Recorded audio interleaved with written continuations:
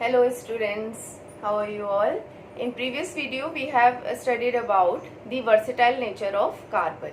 Means carbon को हम unique nature का क्यों कहते हैं। कार्बन के अंदर दो प्रॉपर्टीज प्रेजेंट होती हैं, टेट्रावैलेंसी एंड कैटिनेशन, और उसके साथ साथ उसका न्यूक्लियस स्मॉल होता है। इस वजह से वो बहुत सारे एलिमेंट्स को अपने साथ कंबाइन कर सकता है। Due to these properties carbon is called versatile in nature. और हमने पढ़ा था प्रीवियस वीडियो में कि कार्बन के क्या क्या एलोट्रॉप्स होते हैं, कार्बन के कौन से एलोट्रॉप्स होते हैं और उन एलोट्रॉप्स की क्या क्या कैरेक्टरिस्टिक्स फीचर्स होती हैं, और इन एलोट्रॉप्स को हम कहाँ कहाँ यूज कर सकते हैं। Got it? In this video, in today's lecture we will study about the hydrocarbons. Dear students, whenever carbon combines with hydrogen, then it forms compound and these compounds are called hydrocarbon. As name suggests that hydrocarbon, hydrogen and carbon. क्योंकि देखो carbon जो होता है उसके last shell में 4 electrons present होते हैं, तो अपने ऑक्टेट को कंप्लीट करने के लिए वो हाइड्रोजन के साथ भी जुड़ सकता है, 4 हाइड्रोजन को अपने साथ जोड़ सकता है, या वो और किसी और एलिमेंट को भी अपने साथ जोड़ सकता है ऑक्टेट कंप्लीट करने के लिए, और इस वजह से वो वास्ट वैरायटी ऑफ कंपाउंड्स बनाता है। ठीक है, क्योंकि इस चैप्टर का नाम है कार्बन एंड इट्स कंपाउंड्स, मतलब कार्बन किस किस के साथ जुड़ता है और कौन कौन से कंपाउंड बनाता है। तो हमारे ऑर्गेनिक केमिस्ट्री में मेन और जो इम्पोर्टेंट कंपाउंड है वो है हाइड्रोकार्बन्स, कार्बन और हाइड्रोजन से बने कंपाउंड्स। तो कार्बन जब हाइड्रोजन के साथ जुड़ता है तो हाइड्रोकार्बन्स कहलाते हैं वो कंपाउंड्स। और हाइड्रोकार्बन्स 2 टाइप के होते हैं। देखो, what are hydrocarbons? Hydrocarbons are the compounds which are formed by carbon and hydrogen. These compounds are called as hydrocarbons. Got it? So these hydrocarbons are of 2 types. For example, देखो ये जो hydrocarbons होते हैं ये 2 type के होते हैं, saturated hydrocarbons and unsaturated hydrocarbons. अगर हम हाइड्रोकार्बन्स को ब्रॉड वैरायटी में बांटें, अगर हम उनको कैटेगराइज करें, तो हाइड्रोकार्बन्स 2 टाइप के होते हैं। एक तो एसाइक्लिक हाइड्रोकार्बन्स, ठीक है, यहाँ लिखती हूँ मैं, हाइड्रोकार्बन्स 2 टाइप के होते हैं, एसाइक्लिक एंड साइक्लिक। ठीक है, एसाइक्लिक का मतलब होता है ओपन चेन, और इसका मतलब होता है क्लोज्ड चेन, साइक्लिक। ठीक है, तो जो हाइड्रोकार्बन्स होते हैं, पहले तो हमने ये समझा कि हाइड्रोकार्बन्स क्या हैं। Hydrocarbons are the compounds formed by carbon and hydrogen.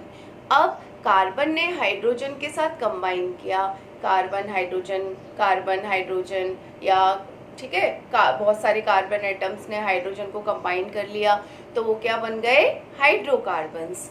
अब ये जो हाइड्रोकार्बन्स होते हैं इनका जो अरेंजमेंट होता है, ठीक है, उसको हम 2 कैटेगरी में बांटते हैं। एक तो कार्बन हाइड्रोजन जो ओपन चेन हो, खुली हुई चेन कंपाउंड बना दे, लॉन्ग चेन कंपाउंड्स बना दे, एसाइक्लिक, इसको कहते हैं एसाइक्लिक, खुली चेन के कंपाउंड्स।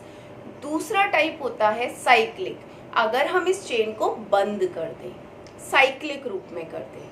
ठीक है, ओके, तो this is called acyclic and cyclic. तो हम यहाँ पर सबसे पहले एसाइक्लिक की बात करेंगे, जो कि ओपन चेन होते हैं। ठीक है, ओपन चेन कंपाउंड्स में हमने डबल बॉन्ड भी हो सकता है, सिंगल बॉन्ड भी हो सकता है कार्बन कार्बन के बीच में। Got it?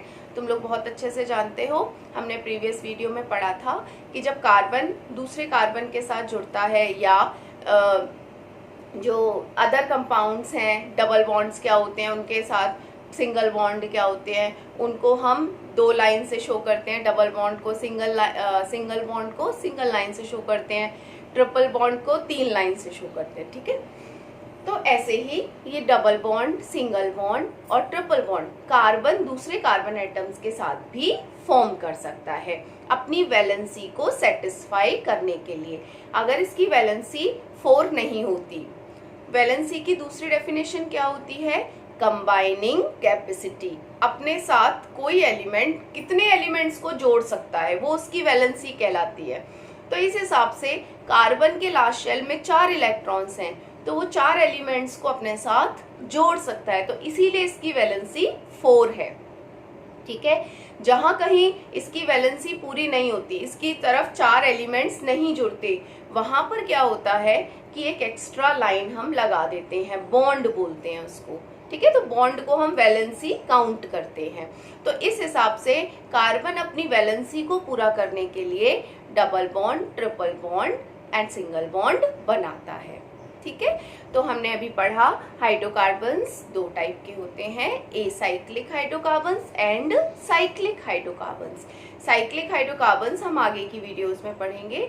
हम आज पढ़ेंगे एसाइक्लिक।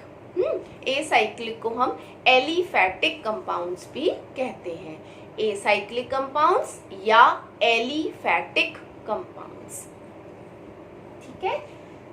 इसमें लिख देती हूं मैं एलिफैटिक,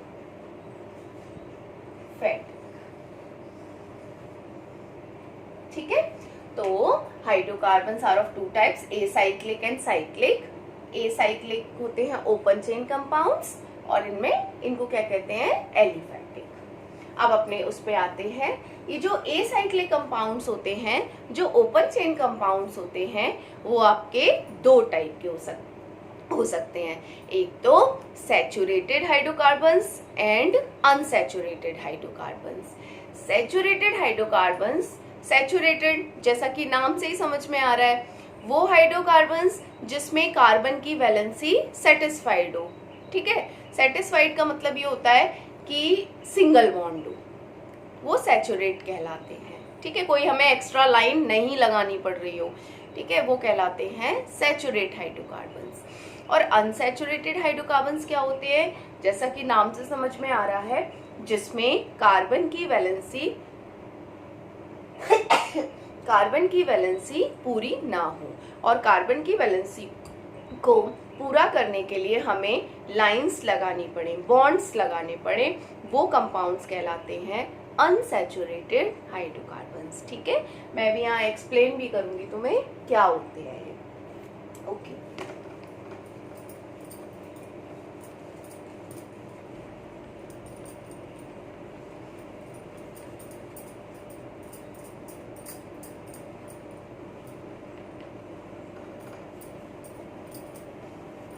ओके, तो देखो हाइड्रोकार्बन्स, यहाँ पर हम खुली ओपन चेन की बात कर रहे हैं।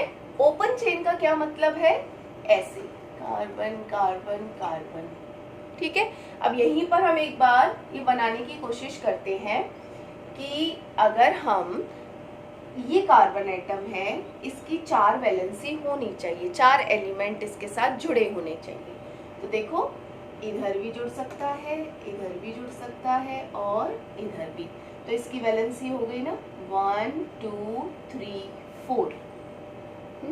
इस वाले कार्बन की देखें, ए वाला कार्बन इधर भी जुड़ा है और इधर भी जुड़ा है, तो 2 वैलेंसी तो इसकी सेटिस्फाइड है, 2 और चाहिए हमें, तो हम इधर इधर से दिखाते हैं।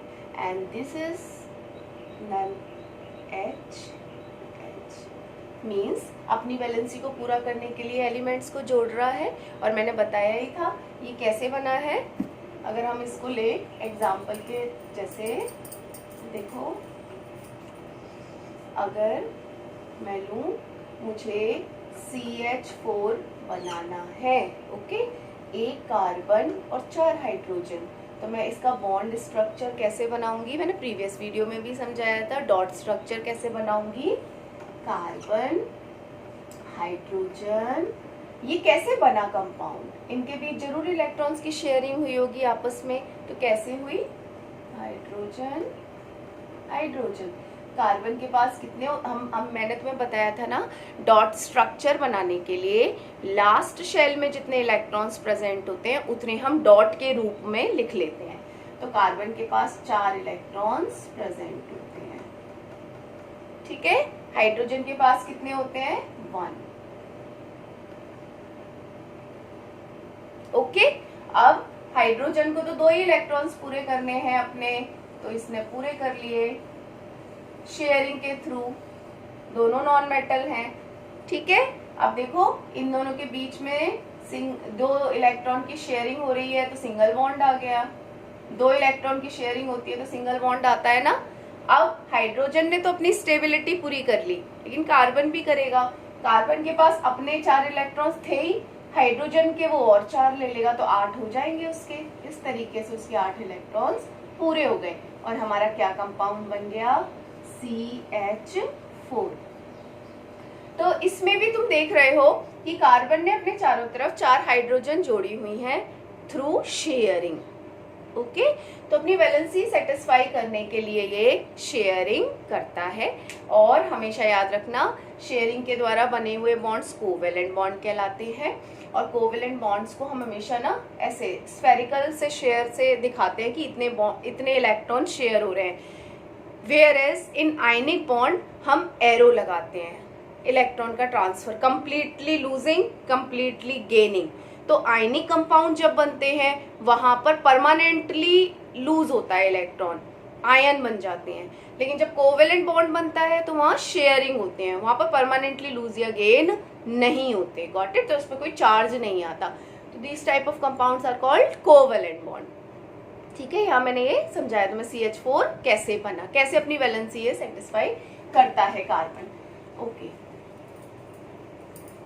नाउ जैसा कि मैंने पहले ही बताया तुम्हें, हाइड्रोकार्बन्स, हम यहाँ पर बात कर रहे हैं खुली चेन की, ओपन चेन वाले हाइड्रोकार्बन्स की। तो हम बेसिकली यहाँ पर कार्बन का अरेंजमेंट डिस्कस कर रहे हैं कि कार्बन एटम्स को कितने तरीकों से अरेंज किया जा सकता है। तो कार्बन को हम ओपन चेन भी कर सकते हैं, खुली चेन के रूप में भी, और उसको बंद भी कर सकते हैं। तो अगर कार्बन खुली चेन के रूप में अरेंज है तो वो कहलाता है एसाइक्लिक एलिफैटिक हाइड्रोकार्बन्स। अगर वो बंद में है तो वो साइक्लिक हाइड्रोकार्बन्स कहलाते हैं। तो हम साइक्लिक वाले अभी नहीं पढ़ रहे हैं, ओपन चेन वाले। तो इस तरह से हाइड्रोकार्बन्स हमारे 2 टाइप के होते हैं, saturated and unsaturated. Got it?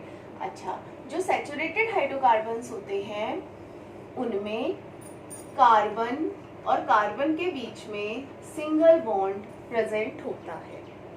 याद रखना, हाइड्रोकार्बन्स, ओपन चेन हाइड्रोकार्बन्स जो होते हैं, ठीक है, वो सैचुरेटेड और अनसैचुरेटेड हाइड्रोकार्बन्स होते हैं।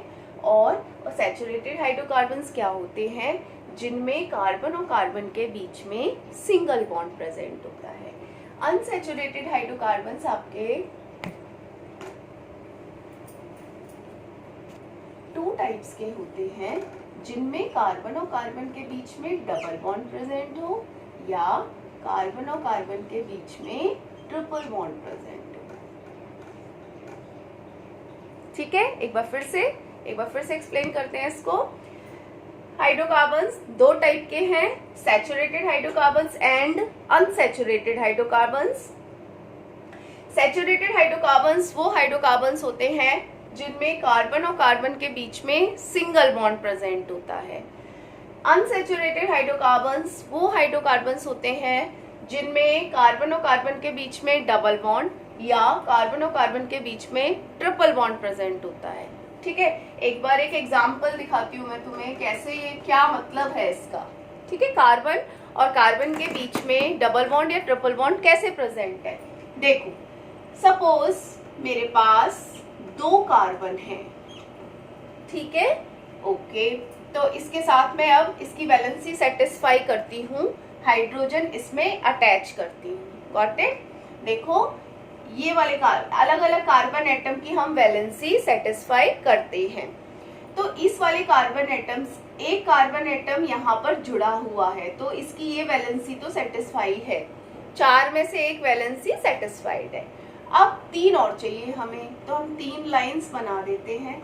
लाइंस का मतलब क्या है, ये लाइन में ड्रॉ कर रही हूँ, उसका क्या मतलब है, इसके साथ हाइड्रोजन जुड़ी हुई है और ये बॉन्ड शेयरिंग के द्वारा बन रहा है, 2 इलेक्ट्रॉन की शेयरिंग हो रही है यहाँ पर।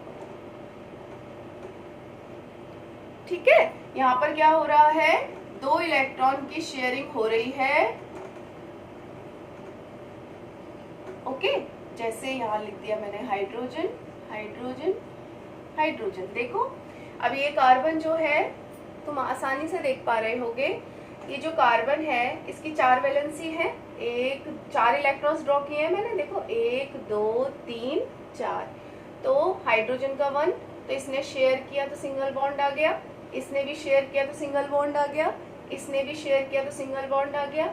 अब इस वाले कार्बन ने इधर से शेयर किया तो भी सिंगल बॉन्ड आ गया। इस वाले कार्बन की वैलेंसी कितनी हो गई, 8 हो गए इलेक्ट्रॉन, देखो 2 4 6 और 2 8, और वैलेंसी भी हो गई 1 2 3 4। ठीक है, अब अगर मैं इसकी वैलेंसी सेटिस्फाई करते हैं, इधर से जुड़ा हुआ है तो एक वैलेंसी तो है ही, H H एंड H। ठीक है, तो देखो यहाँ पर तुम क्या देख पा रहे हो, कार्बन और कार्बन के बीच में सिंगल बॉन्ड एग्जिस्ट कर रहा है। This means this is called saturated hydrocarbon. इसमें कार्बन भी है और हाइड्रोजन भी है, और कार्बन और कार्बन के बीच में सिंगल बॉन्ड भी है। डियर स्टूडेंट्स, हम ये कैसे पता लगाते हैं, हम लोग सबसे पहले डॉट स्ट्रक्चर बना के देखते हैं और शेयरिंग करवा के देखते हैं कि क्या स्ट्रक्चर बन रहा है। अगर बीच में 2 इलेक्ट्रॉन की शेयरिंग हो रही होती है तो सिंगल बॉन्ड होता है, अगर 4 की हो रही होती है तो डबल बॉन्ड होता है। ये डिपेंड करता है कार्बन की वैलेंसी को सेटिस्फाई करने के लिए हम क्या इसमें यूज करते हैं।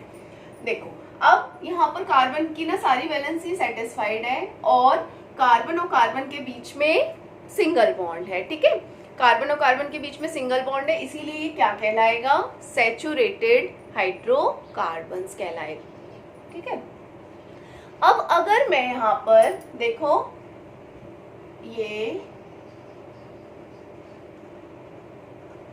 हटा दूं, यहाँ पर मैंने क्या किया, 2 हाइड्रोजन हटा दी मैंने।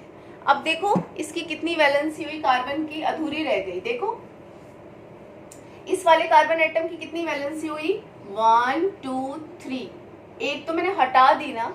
इस वाले कार्बन की देखो 1 2 3, इसकी भी हटा दी हाइड्रोजन, तो इसकी भी वैलेंसी अधूरी हो गई। तो अब मुझे कार्बन कंपाउंड बनाना है, मेरे को कार्बन की वैलेंसी फुलफिल करनी है, तो मैं यहाँ पर एक और सिंगल लाइन रख देती हूँ, और सिंगल लाइन को अपन बॉन्ड मानते हैं। ठीक है, जो हम एक्स्ट्रा इसमें अटैच करते हैं। अब इसकी वैलेंसी हो गई पूरी, देखो 1 2 3 4 हो गई ना पूरी, 1। अब देखो ये कार्बन को देखें, इस वाले को, तो 1 2 3 4, दोनों कार्बन की वैलेंसी सेटिस्फाई हो रही है, और यहाँ पर कार्बन और कार्बन के बीच में डबल बॉन्ड आ रहा है। तो this is called unsaturated hydrocarbons. अगर हम इसके यहाँ से ये भी हाइड्रोजन हटा दें,